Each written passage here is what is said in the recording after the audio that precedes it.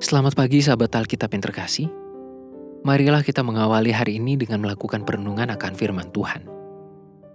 Bacaan Alkitab kita pada pagi hari ini berasal dari kitab 1 Samuel pasalnya yang ke-19, ayatnya yang pertama sampai ayatnya yang ke-8. Saul mengatakan kepada Yonatan, anaknya, dan kepada semua pegawainya, bahwa Daud harus dibunuh. Tetapi Yonatan, anak Saul, sangat suka kepada Daud, sehingga Yonatan memberitahukan kepada Daud, "Ayahku Saul berikhtiar untuk membunuh engkau. Oleh sebab itu, hati-hatilah besok pagi. Duduklah di suatu tempat perlindungan dan bersembunyilah di sana.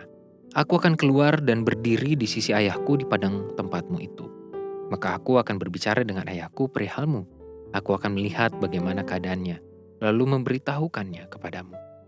Lalu Yonatan mengatakan yang baik tentang Daud kepada Saul, ayahnya, katanya, "Janganlah raja berbuat dosa terhadap Daud hambanya, sebab ia tidak berbuat dosa terhadapmu.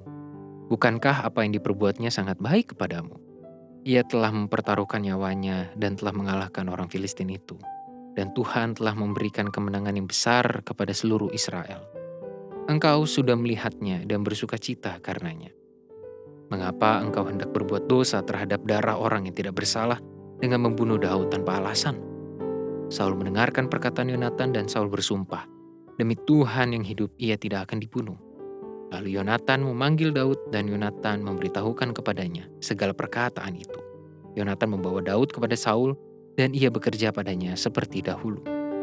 Ketika perang pecah pula, maka majulah Daud dan berperang melawan orang Filistin.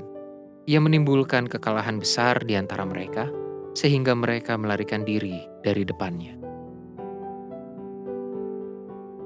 Permusuhan yang dibangun oleh Saul terhadap Daud sudah memasuki babak yang lebih rumit.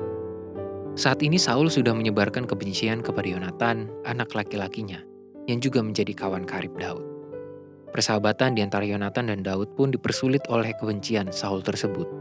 Meski demikian, ternyata Yonatan mampu mempertahankan sikap dan menjadi kehadiran yang membawa berkat, entah bagi Daud dan bagi Saul. Yonatan memanglah anak dari Saul, dan ia mendapatkan paksaan dari sang ayah untuk ikut membenci dan memusuhi Daud. Meski demikian, Yonatan memiliki ketegasan sikap atas kondisi tersebut. Melalui keberaniannya dalam menentukan sikap, Yonatan pun mampu melakukan penilaian yang objektif dengan mempertimbangkan nilai-nilai kebenaran. Hal itulah yang membuat ia bukan hanya tetap bersahabat dengan Daud, tetapi juga memberikan nasihat kepada Saul hingga menghasilkan sebuah rekonsiliasi konflik yang ada di antara keduanya. Sahabat Alkitab, peran Yonatan dalam cerita ini telah membuktikan bahwa kehadiran dan peran orang baik adalah penting. Orang baik yang dimaksud adalah mereka yang mampu melihat sebuah peristiwa, permasalahan, atau sosok secara objektif dengan menggunakan pertimbangan kebenaran yang berlandaskan firman Tuhan, hingga menghasilkan sebuah ketegasan sikap yang tidak bergantung pada penilaian orang lain semata. Kehadiran orang baik dapat membawa perubahan yang konstruktif, meneduhkan situasi yang panas, hingga mengubahkan perspektif ke arah yang lebih sehat. Yonatan adalah sosok orang baik yang Tuhan hadirkan di tengah konflik Saul dan Daud. Ia telah menjadi saluran berkat, entah untuk Saul ayahnya maupun untuk Daud sahabatnya. Kiranya kita juga mampu menghadirkan diri sebagai orang baik dimanapun kita berada, sehingga orang-orang merasakan kehadiran damai kasih Tuhan. Marilah kita berdoa.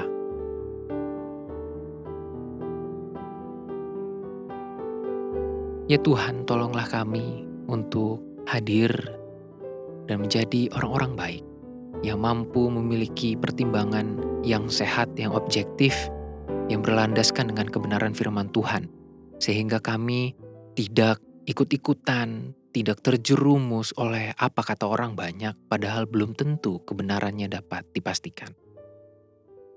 Tapi biarlah kami hadir untuk membawa kebenaran dan mempertahankan sikap, dan kami pun mampu untuk membawa dan membagikan dampak positif yang meneduhkan, sekalipun di tengah konflik.